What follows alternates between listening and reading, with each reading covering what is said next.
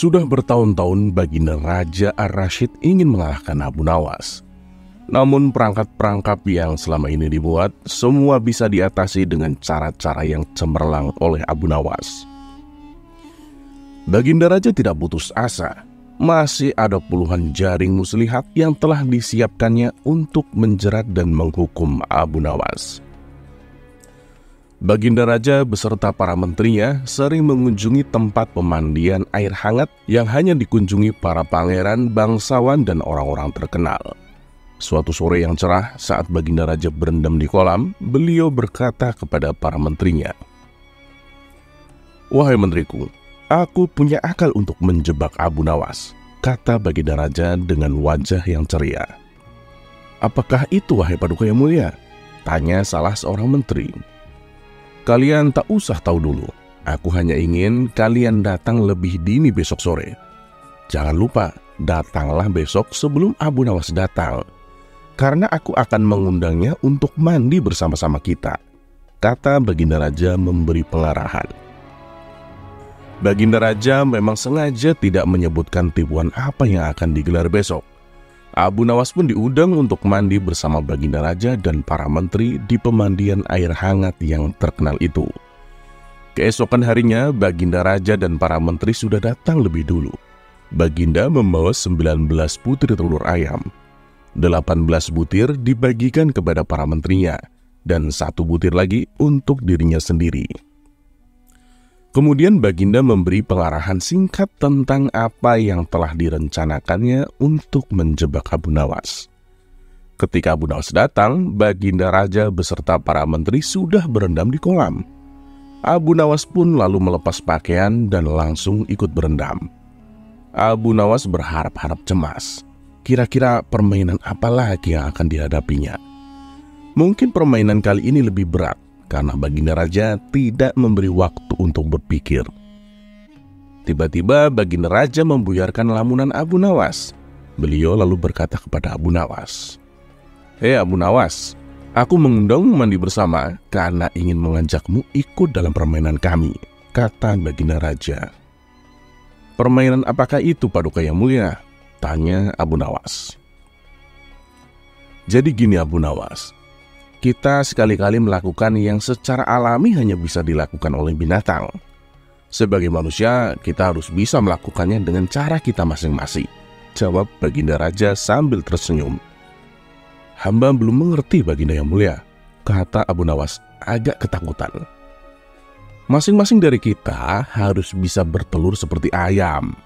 Dan barang siapa yang tidak bisa bertelur, maka ia harus dihukum," tegas Baginda. Abu Nawas tidak berkata apa-apa. Wajahnya nampak murung. Ia semakin yakin dirinya tak akan bisa lolos dari lubang jebakan Baginda dengan mudah. Melihat wajah Abu Nawas murung, wajah Baginda Raja semakin berseri-seri. "Nah, sekarang apa lagi yang kita tunggu? Kita menyelam, lalu naik ke atas sambil menunjukkan telur kita masing-masing," perintah Baginda Raja. Baginda Raja dan para menteri pun mulai menyelam, kemudian naik ke atas satu persatu dengan membawa sebutir telur ayam.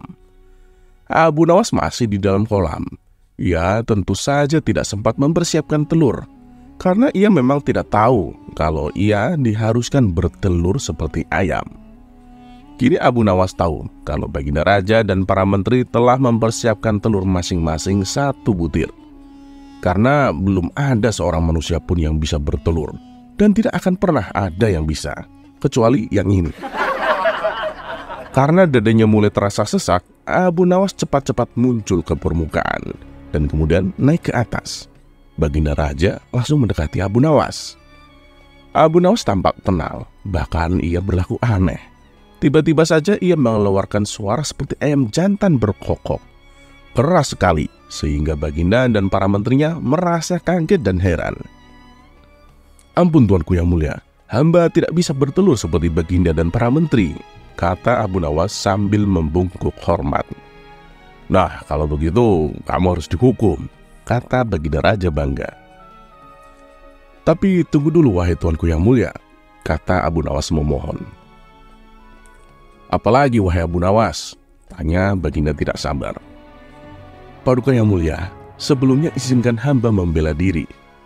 Sebenarnya kalau hamba mau bertelur, hamba tentu mampu.